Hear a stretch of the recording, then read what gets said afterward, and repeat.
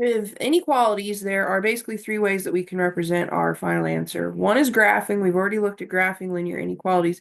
The other two ways that we can represent our solution would be something called interval notation and something called set builder notation.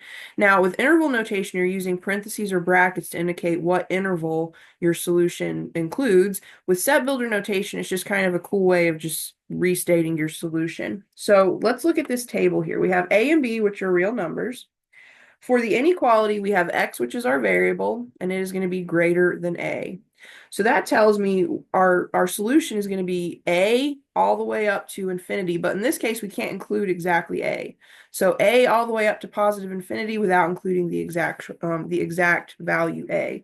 So we would represent that like we did right here. Parentheses, remember, parentheses mean don't include, brackets mean include.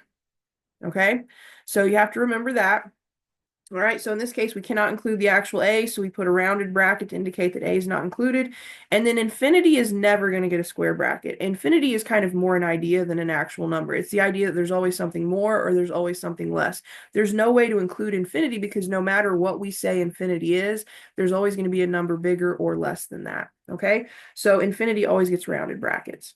Now, for set builder notation, you want to start with the curly braces or the squiggly brackets, I sometimes call them. And then you state your variable. You say, okay, we're talking about values for x such that. So when you see this right here, this translates to values for x such that, and then you lay out the condition on x, okay? So in this case, we're told that x has to be greater than 5. So this right here literally reads, we're looking for values of x such that x is greater than 5. That's it. Or I don't know where the 5 came from. Greater than a. All right. Now, as far as the graph goes, we've already looked at the graph. You want to draw a number line. You want to indicate where your end point is. In this case, the end point is A. We do not want to include the A, so we use the rounded bracket, and then you shade everything to the right of that. Now, you could also use the open circle instead of the A. A lot of times I'll tend to use the brackets just because of the interval notation. We want to make sure the interval notation kind of matches the graph. Just know that in place of the rounded bracket, you could use an open circle. Now, the next example we have is x is greater than or equal to a. Now, this time we can include the endpoint. The endpoint being a, x has to be greater than or equal to that. So our interval is going to be a and anything to infinity. So we want to be anything bigger than a, so a all the way to positive infinity. But this time we can include the a, so we use a square bracket and then set notation. So square bracket a, comma, all the way to infinity. So that's our interval. Now for set builder notation, we have x such that, so we're looking for values of x such that x is greater than or equal to a. You just kind of restate that solution. And then as far as the graph goes, it's going to be the same as the previous graph, but this time instead of a rounded bracket, we would have a square bracket, okay? And then looking at x is less than b and x is less than or equal to b, the only difference here is if values for x are less than b, it's from negative infinity all the way up to whatever b is. So our interval is going to look a little different. In this case, we're going to start with negative infinity and then comma whatever the endpoint is. And because we cannot include the endpoint here, we use a rounded bracket versus the last example, we have x is less than or equal to b. So our values are going to be from negative infinity all the way to b. But in this case, we can include the b, so we use the square bracket, okay? So be on the lookout for square brackets versus rounded brackets, shading to the left versus shading to the right, okay?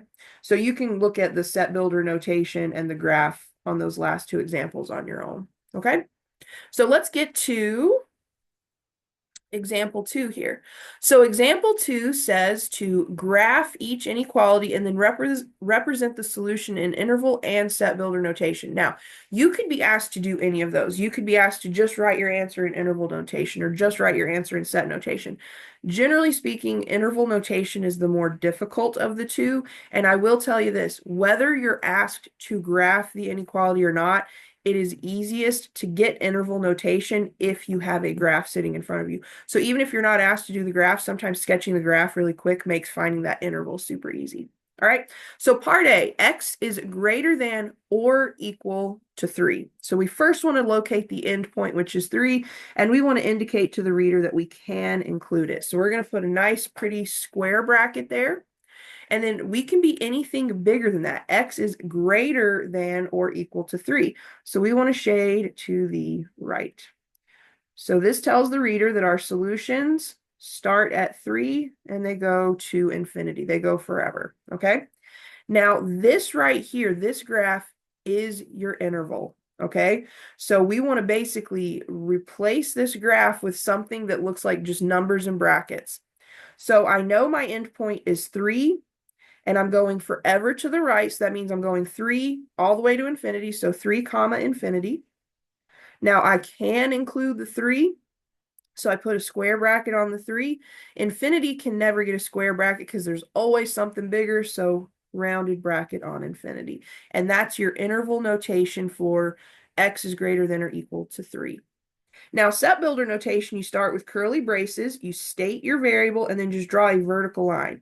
This quite literally translates to we're looking for values of x such that, and then just lay out the condition on x. The condition on x is that x has to be greater than or equal to 3. So there you have it. Those are the 3 ways we could represent the solution. X is greater than or equal to 3. Now, part B, we have the interval or the inequality x is less than -1. So we want to locate -1 on the number line, and we need to understand that we can be everything to the left of that, anything less than -1. We also need to make note that we cannot include exactly -1. We can go right up to the edge of -1 without actually including it. So to indicate that to the reader, we find the -1 on the number line, and then we put a nice pretty rounded bracket there. And then we want to make sure we're shading everything less than that, and that would be everything to the left of -1. Okay.